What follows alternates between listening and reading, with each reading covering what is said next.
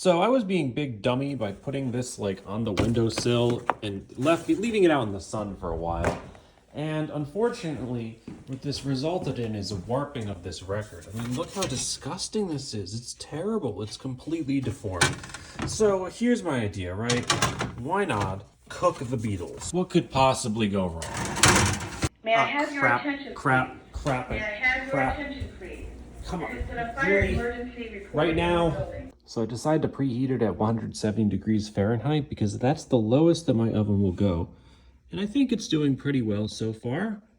Okay, this is actually looking good, but I think I ruined the other side now. So yeah, I need a better plate, I think.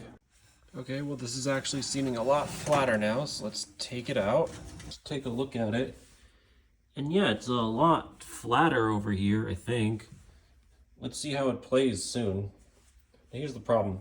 I did it to all of these.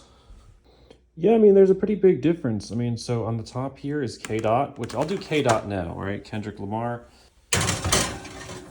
Yeah, and while K Dot is cooking, let's see how the Beatles record plays. So let me just test this out on my very expensive record player, and if it trips copyright protection, then you know I did it right.